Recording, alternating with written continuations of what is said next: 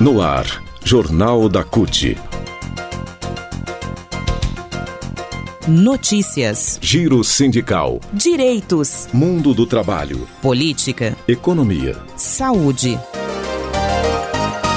Aqui, a classe trabalhadora tem voz. Olá Brasil, eu sou o André Acarini, o Jornal da CUT começa agora e hoje traz os seguintes assuntos: redução de impostos para agrotóxicos, ponto que foi incluído na reforma tributária, vai ser combatida no Senado essa redução.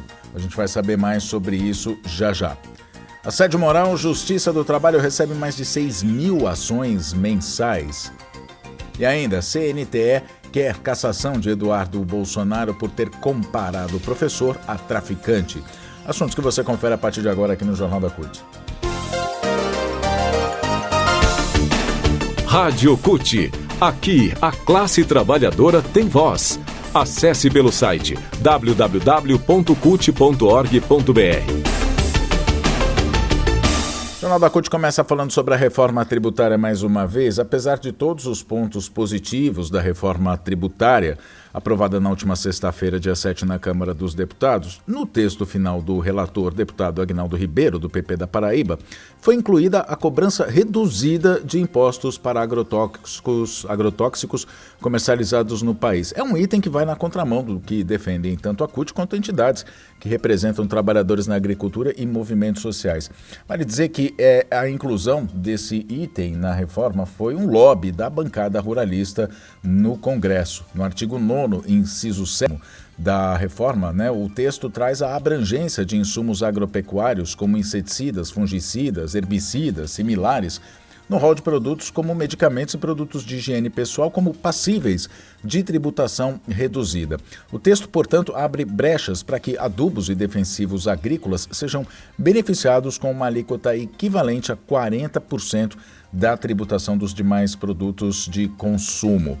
Bom, cobrar menos impostos sobre produtos sabidamente prejudiciais à saúde dos brasileiros e brasileiras e de quem trabalha na agricultura demonstra, na prática, os interesses escusos da bancada ruralista no Congresso Nacional. Quem afirma isso é o secretário de Meio Ambiente da CUT, Daniel Gaio, que a gente vai ouvir agora. Vai ouvir a opinião de Daniel, a posição da CUT, pelas palavras de Daniel Gaio, sobre essa inclusão de um possível beneficiamento com a redução de impostos para agrotóxicos. Vamos ouvir. Essa aprovação na Câmara é a representação do quanto essa casa legislativa tem interesses escusos na defesa dessa indústria do agronegócio e da indústria química e não tem interesse nenhum em defender a saúde e o bem-estar do povo brasileiro. Esses agrotóxicos já são liberados em alta escala, muitos deles proibidos em outros países. Outros países estão queimando estoque, vendendo para o Brasil, e o Brasil ainda quer,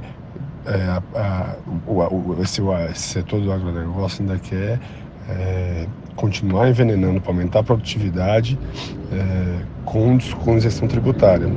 Isso é terrível, a impressão que nos dá é que o agronegócio brasileiro é incapaz de aprender, inclusive com os erros já cometidos, e não tem responsabilidade nenhuma com o futuro. O Brasil pode ficar fora de mercados importantes por conta desse grau de envenenamento da comida, dos alimentos, das commodities, e mais do que isso significa não só ficar fora, ou seja, perder competitividade na agenda internacional, na agenda comercial internacional, que cada vez mais controla esses envenenamentos, como também envenenar a população brasileira com esses químicos, mas com esses agrotóxicos, mas também não só a população, não só pela alimentação, envenenar também os trabalhadores e trabalhadoras brasileiros que estão no campo tendo contato com uma série desses produtos, e muitas vezes sequer sem os equipamentos de segurança, sem os EPIs. Lutaremos sim para que o Senado retire esse ponto da reforma tributária. O Brasil não pode dar mais um passo atrás. Poderia aproveitar essa oportunidade de uma reforma tributária que organizasse melhor o sistema tributário brasileiro, que aí permitisse uma reindustrialização, permitisse um processo de trocas comerciais mais organizado e mais competitivo, que a partir daí gerasse emprego. Agora não, o que a bancada do agronegócio na Câmara quer é impor mais algumas benesses para esse setor que tanta isenção fiscal já tem e que cada vez mais gera menos empregos. Bom, o Daniel Gaio falou sobre o setor já ser beneficiado. Vale dizer que o setor no país tem taxação reduzida já há algum tempo.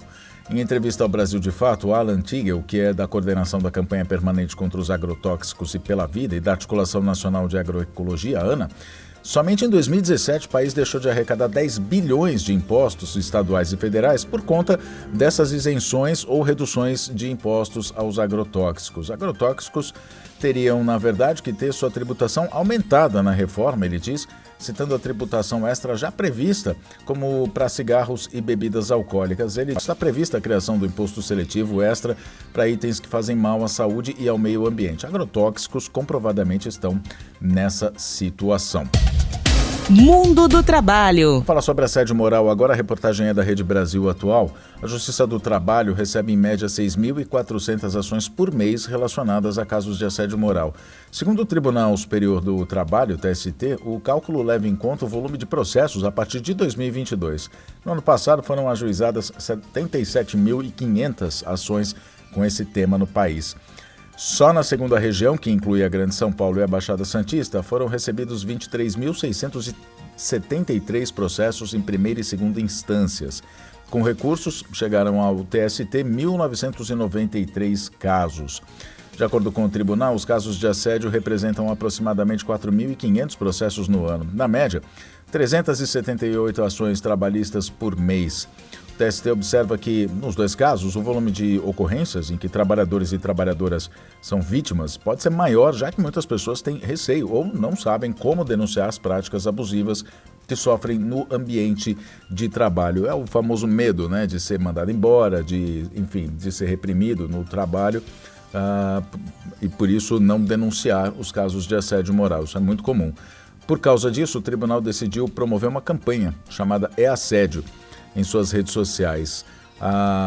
O TST diz que a informação é essencial para enfrentar o assédio no trabalho. Assim, todas as sextas-feiras deste mês vão ser publicados postagens na internet ilustrando situações dessa prática no ambiente corporativo.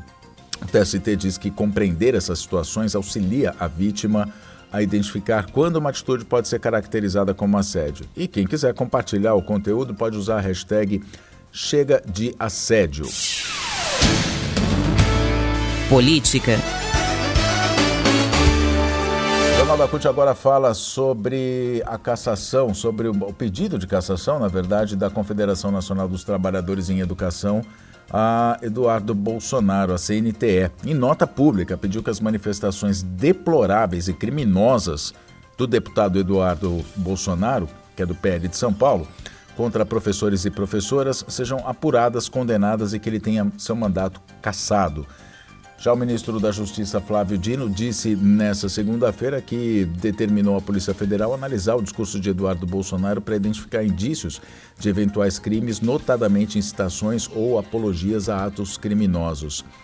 Guilherme Boulos, deputado federal do PSOL, diz que vai entregar ainda nesta semana o pedido de cassação na Comissão de Ética. O Sindicato dos Professores do Ensino Oficial do Estado de São Paulo, a POSP, diz que vai buscar os meios legais contra as falas do deputado.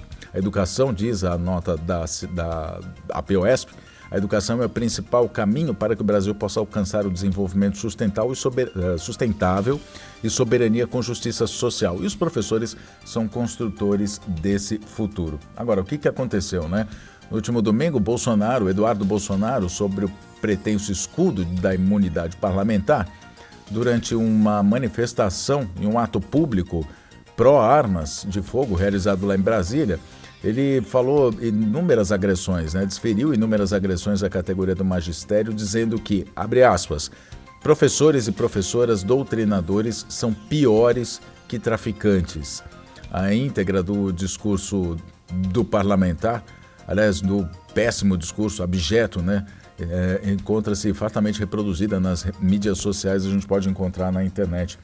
Então, essas declarações constituem como uma incitação e apologia ao crime. Está previsto nos artigos 286 e 287 do Código Penal Brasileiro, diz a CNTE, né? Lembra a CNTE.